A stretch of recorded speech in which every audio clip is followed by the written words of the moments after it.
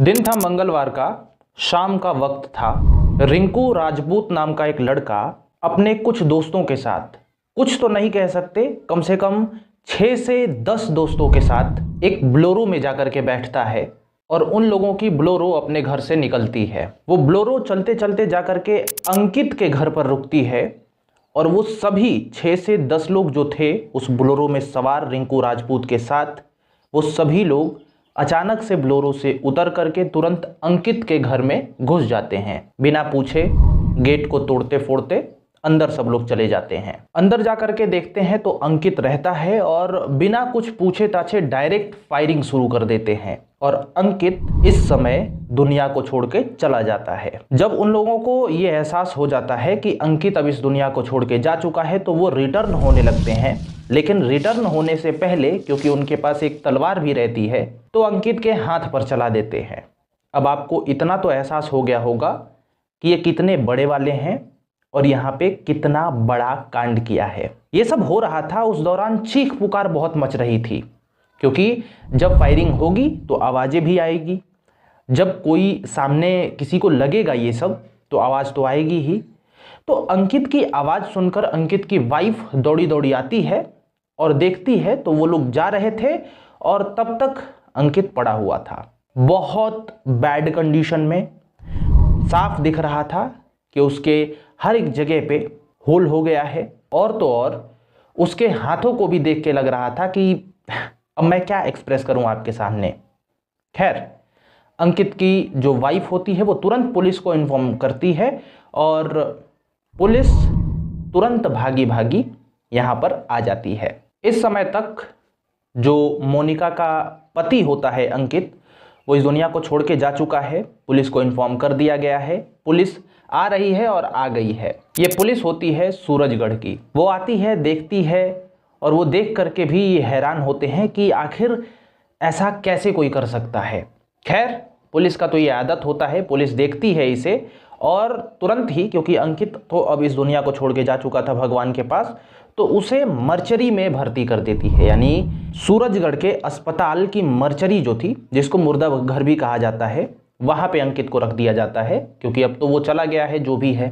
और पुलिस अब इस केस के इन्वेस्टिगेशन में लग जाती है कि आखिर इतने ज़्यादा लोग एक बार में हमला किए, इसके पीछे क्या ही मकसद है। दिन दहाड़े जब ये घटना हुई थी ना, पूरा इलाका कांप गया था।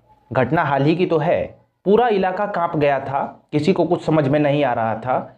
लेकिन धीरे धीरे दर पर दर परत खुलती गई और सबको सब कुछ पता होता गया। देखिए ये कितना भयंकर चीज़ है, क्योंकि अभी पुलिस जब आई है और हाल ही में जब आसपास के लोगों से पूछताछ हो रही है, यहाँ पर जो अंकित, जो अब इस दुनिया में नहीं रहा है, जिसके ऊपर फायरिंग हुई, उसकी बीवी जो है वो बुरी तरीके से रो रही है। अब रोएगी नहीं तो क्या करेगी बेचारी मोनिका।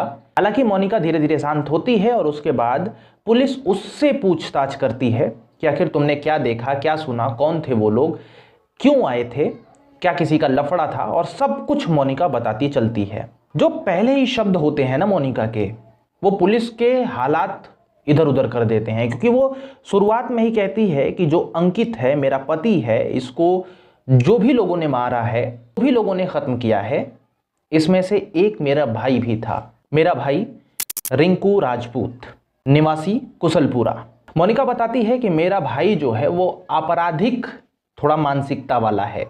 वो जब से मेरी शादी हुई है अंकित के साथ, तब से ही वो लगातार मेरे को धमकी दे रहा है और हमेशा हमेशा के लिए ख़त्म करने के लिए कह रहा है, और वो आज फाइनली कर ही दिया। ये सुनकर तुरंत पुलिस सबसे पहले एक काम करती है कि अब उसको तो पता लग गया कि कौन ये सब कृत्य किया है, तो पुलिस तुरंत वहां से कहती है अन्य पुलिसों को कि तुरंत उन लोगों के पीछे जाओ, उन लोगों को ढूंढो, क्योंकि घर तो पता ही है रिंकू राजपूत का, क्योंकि अपने ही बहन के पति को जब ये किया है तो घर तो पता ही है रिंकू राजपूत का पुलिस को। तो वहां पे पहुंचते हैं ये लोग और ढूंढने तलाशने में कुछ पुलिस की बटालियन लग जाती है और कुछ लोग पुलिस पूछताछ करते रहते हैं। यहाँ पर पुलिस के दिमाग में एक प्रश्न था कि जब रिंकू राजपूत ये जानता था कि मेरे बहन का ही वो पति है, तो उसने आखिर ऐसा कृत्य किया क्यों।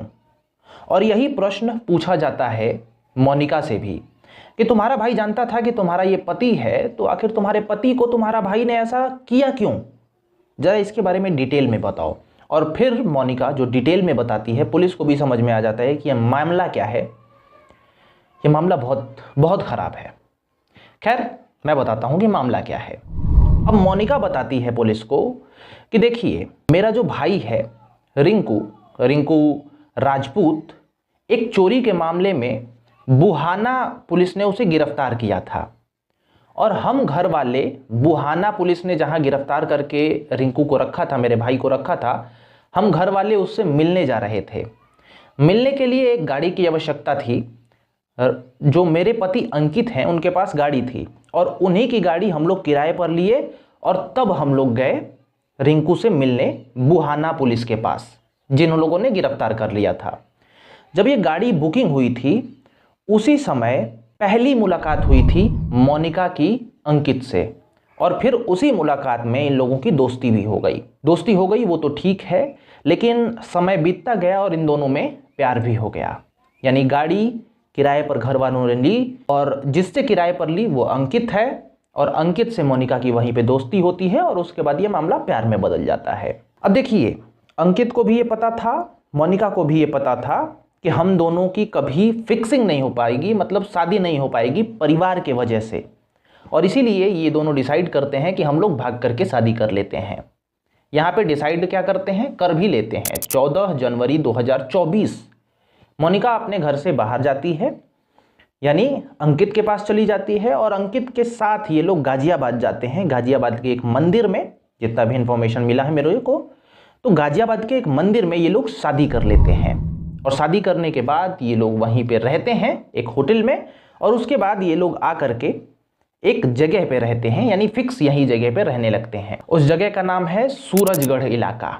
यानी शादी करने के बाद होटल में रुकते हैं, होटल में रुकने के बाद एक स्टे ले लेते हैं सूरजगढ़ इलाके में, एक घर ले लेते हैं और यहीं पे ये लोग रहने लगते हैं। लेकिन जब ये लोग शादी करके वापस आ रहे थे तो इनको कहीं ना कहीं डर था कि हमारे जो घर वाले हैं ना, वो थोड़े उस माइंड के हैं, और इसीलिए जो लड़की होती है, जो मोनिका होती है, ये लोग जाते हैं पुलिस स्टेशन में, कंप्लेन करते हैं कि हम लोगों का जो जान का खतरा है वो बना हुआ है, तो पुलिस हम लोगों पे थोड़ा ध्यान दे।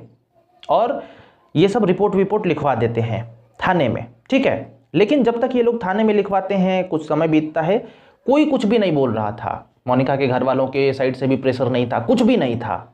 अभी तक सब कुछ नॉर्मल चल रहा था, लेकिन फिर धीरे धीरे ये धमकियां आनी शुरू हो जाती हैं।